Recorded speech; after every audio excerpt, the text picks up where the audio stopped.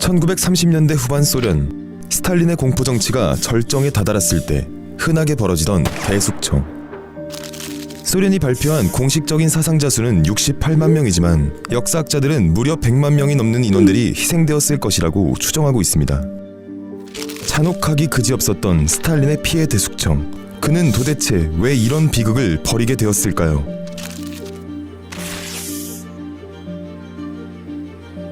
(1934년) 레닌그라드의 공산당 본부에서 울린 한 발의 총성. 발사된 총알은 당석이었던 키로프의 목을 꿰뚫었고 고위 공산당원이 암살당했다는 소식을 들은 소련의 시민들 모두가 그의 죽음을 깊게 애도했죠. 이런 식으로 당시 키로프의 죽음은 모두에게 슬펐지만 그중 단 한 명만이 의문스러운 웃음을 짓고 있었는데요. 사실 이 사건은 스탈린에 의해 일어난 사건이었습니다.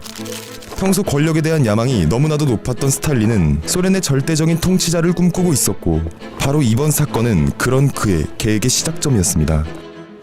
그는 이 사건을 나치 독일의 스파이가 저지른 만행이라고 주장했으며 이후 당내 반동분자 색출을 명분으로 권력의 라이벌들을 한꺼번에 제거하기로 결정하면서 마침내 대숙청의 서막이 열리게 되죠.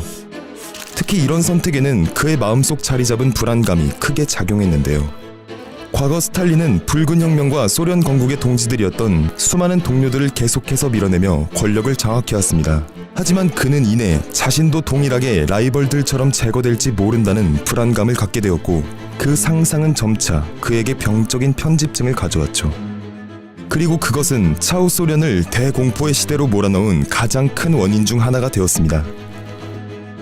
마침내 1936년 스탈린의 편집증은 점차 본색을 드러내기 시작했습니다. 먼저 소련 혁명의 영웅인 지노비예프와 카메네프, 부하린이 국가전복 혐의로 처형당했고 함께 소련을 건국한 수많은 볼셰비키 동료들 또한 파시스트의 스파이, 국가전복 주동 등의 어처구니 없는 혐의로 체포되고 처형당했습니다. 스탈린의 광기는 여기서 멈추지 않았습니다. 그는 자신과 견해가 다르거나 적대적 의도를 가졌다고 의심되는 모든 사람들을 인민의 적으로 지정하고 매우 잔혹하게 탄압하였죠. 스탈린의 체제에 반대하거나 비판하는 지식인들은 모조리 처형되었고 수천 명의 작가, 예술가와 과학자들이 반역자로 몰려 처형당했습니다. 실제로 대다수의 평범한 소련 시민들은 인민의적 캠페인에 그대로 세뇌되었고 수많은 첩자들이 성스러운 사회주의를 위협한다라고 하며 스탈린의 대숙청을 옹호하였죠. 마침내 대숙청의 범위가 공산당원들 뿐만이 아니라 학계와 언론, 문화예술계를 거쳐 결국에는 민간인을 포함한 온 사회로 확산되었고 이런 무차별한 숙청은 점차 소련의 시민들을 공포 속에서 떨게 만들었습니다. 그리고 이런 무시무시한 대숙청의 중심에는 소련의 비밀경찰 NKVD가 있었는데요. 그들은 아주 작은 의심만으로도 사람들을 잡아서 체포하고 처형했죠. 때문에 당시 죄 없는 농민들과 시민들조차도 반혁명 분자로 고발당하거나 시베리아의 아우지로 불리는 굴라크 강제노동수용소로 끌려가기 일쑤였습니다. 이렇게 점점 소련의 시민들은 서로가 서로를 믿지 못한 채 의심과 배신이 확산되어 수만의 사람들이 차례차례 사라지는 공포의 나날들을 보냈습니다. 스탈린과 NKVD의 공포 정치 아래 소련은 차갑게 얼어붙게 된 것이었죠.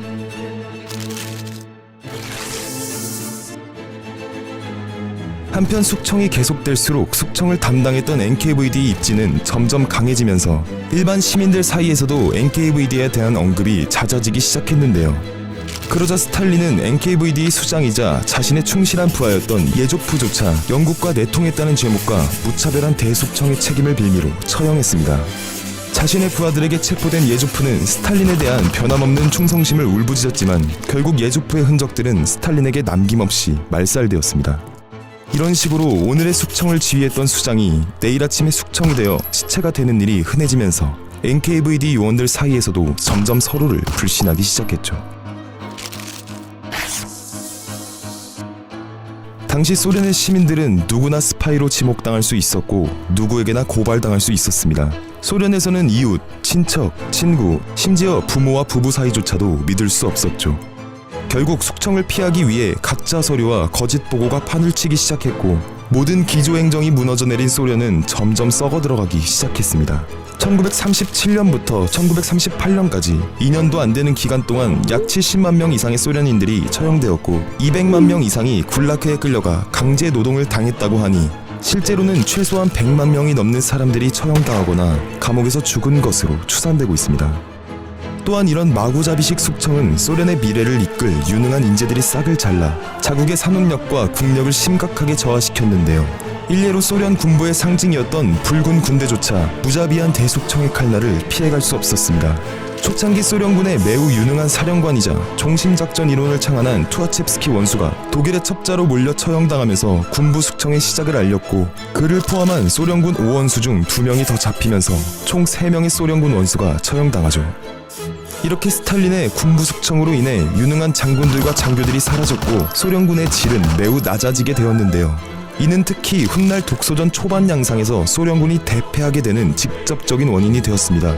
이후 스탈린은 독일군이 모스크바 근처까지 밀고 들어왔다는 소식을 듣자 처형을 기다리고 있거나 해임된 고위 장교들을 그제서야 헐레벌떡 복직시키기 시작했죠.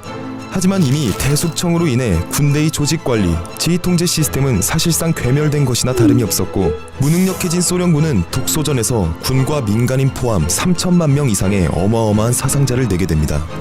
하지만 아이러니하게도 이후 스탈린의 독재와 공포정치는 1945년 대조국 전쟁을 승리하면서 완벽히 신격화가 되었는데요. 특히 그의 억압적인 독재 정권 선전은 소련의 시민들을 깊숙하게 세뇌시켰죠. 그 시절 소련의 시민들은 위대한 스탈린 동무의 품 안에서 행복을 느낀다고 생각해야만 했고, 혹시 만약에 아니더라도 그래야만 했으며, 이러한 공포정치와 강철과 같았던 그의 독재 권력은 1953년 그가 죽을 때까지 계속되었습니다. 그 누구도 서로 믿을 수 없는 사회를 만들어 한 국가를 얼어붙게 만들었던 인간 도살자 스탈린, 강철 같은 독재 권력, 언론을 탄압하고 자신에게 반대하는 야당 정치인들을 납치하거나 살해하는 국제사회의 평화를 위협하는 누군가. 이상하게도 참 서로 닮아있다고 생각되지 않나요?